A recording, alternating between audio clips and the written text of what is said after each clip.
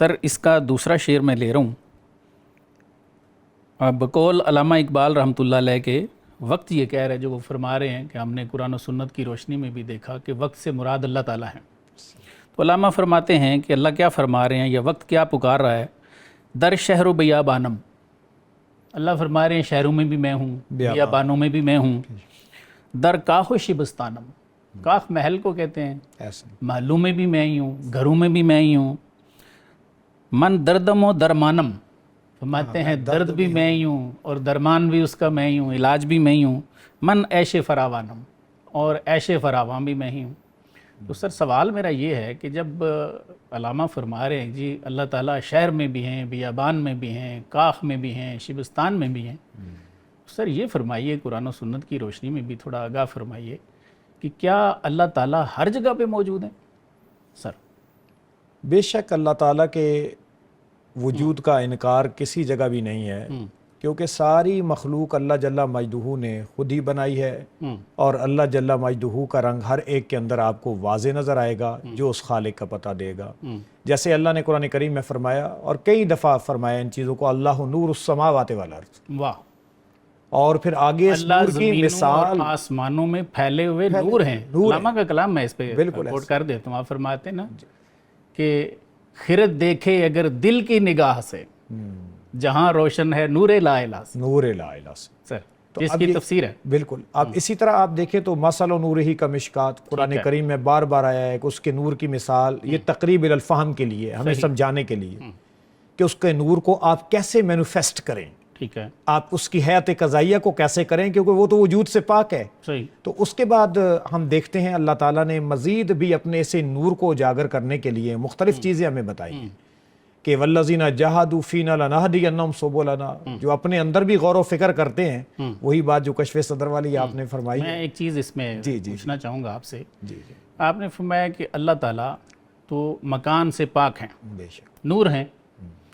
تو کیا یہ نور جیسے انسان میں آ جاتا ہے کہ شرح صدر کی جیسے آپ بات فرما رہے تھے، تو کسی اور چیز میں، جیسے وہ ایک درخت کی بھی مثال ہے، حضرت موسیٰ کی بابت، ہاں درخت کی بھی مثال ہے. بالکل. دیکھیں ساری اللہ کی مخلوق ہے، ہاں، اور خالق کی وہ صنعت ہر ایک کے اندر واضح طور پہ ہے. تو ہم سب مان لیتے ہیں نا، وہ جو درخت والی بات ہے، من الشجرۃ انی انا اللہ رب العالمین. نہیں مانتے تو بندے کے اندر اس نور کو نہیں مانتے. میں ادھر ہی آنا چاہ رہا ہوں کہ اس میں مولانا نے ایک بڑی مزے کی بات فرمائی. جی جی.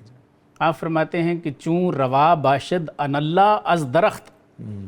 جب درخت سے اللہ کا یہ پکارنا اس نے جائز سمجھا کہ انی ان اللہ، بے شک میں ہوں، اور اس کو ہم سب مانتے بھی ہیں، ایسے ہی ہے، کوئی اعتراض نہیں کرتا.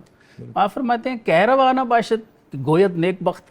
اگر کوئی اللہ کا بندہ کہتا ہے انا الحق، تو اللہ والوں یہ نہیں مانتے، وہ درخت والی بات مان جاتے. کیا فرماتے ہیں؟ مثل کلیم ہو اگر مار کا آزما کوئی، اب بھی درخت طور سے آتی ہے بانگے لا تخف. بالکل ایسے ہی. تو دیکھیں اللہ کی صنعت اور ان چیزوں کو اگر آپ دیکھیں، علامہ نے اپنے انداز میں سمجھا دیا، آپ نے انداز میں سمجھا دیا. اور قرآن نے بھی ان چیزوں کو ان فی خلق السماوات والارض واختلاف اللیل والنہار والفلک التی تجری فی البحر، یہ پوری 8-10 چیزوں کو. اور میں یہ آج کل کہیں بھی کوئی سائنٹیفک ہمارا پروگرام ہو تو میں اس آیت کو تمام سائنسز کی بنیاد ڈکلیئر کرتا ہوں اور موجودہ ریسورسز کی تقسیم. آگے فرمایا لآیات لأولی الالباب لآیات لقوم یاقلون.